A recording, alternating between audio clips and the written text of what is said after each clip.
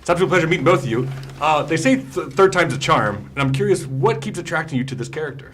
Well, we always thought we were going to do Three Gods Not Deads. Yeah. And the thing is obviously the first one's about faith being challenged, on the college campus. Second one's about truth being challenged in a public square. So it was like, well, where do you go from there? What's that next installment? And for us, it was, really a lot of thinking going, okay, well, what's relevant today? Mm-hmm. And for, we live in this dark social, political, divisive time where everybody's yelling and no one's listening, and I think that's really where the story came out of. As the brothers together, there's kind of a theme about following your father's footsteps and kind of, following the generation before you. Did either of you ever consider following your own father's footsteps in their career and their path? I did follow in my father's footsteps. He was a Boilermaker and a welder, and after high school, I came to California.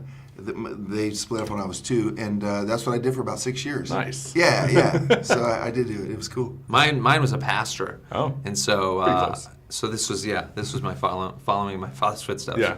But only in the movies. Coming from Salt Lake, we get a lot of faith-based movies, and I'm kind of curious, what's the balance to make a good one? Whether it's whether to get your message across or being a little bit too heavy-handed kind of thing. It's tricky. It's actually really hard.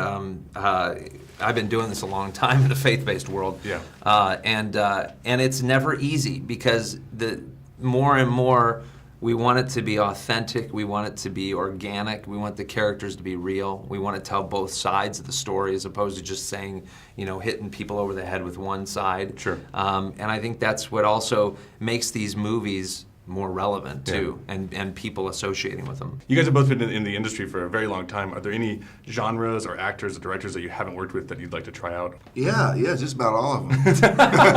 Easy goes. Yeah, of course. I mean, I'm not going to go through the litany of great names, but every actor wants to gets into acting because they like Al Pacino and Robert De Niro, and Christopher Walken and Deer Hunter, and they all want to work with all those guys. Sure. It never happens. I mean, but that's why we become actors. We all want to work with Martin Scorsese, but it's the little percent of people that are ever going to get to do that. Yeah. What, on your side, anybody want to work with? You know what? Believe it or not, I grew up as a Mennonite, so I saw one movie in the theater the first 18 years of my life. What was that movie?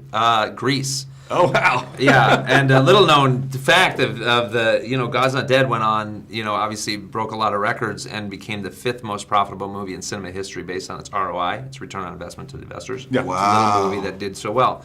But the 4th movie was Grease. No way. No way. Ironically. It was just, That's bizarre, but...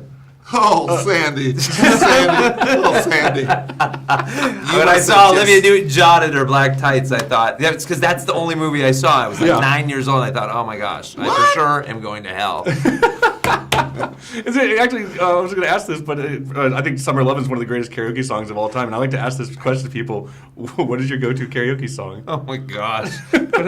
I'm a Don't Stop Believing kind of guy. Boom! No, Just a smoke I and like that. Up high, too. That's really good. Yeah.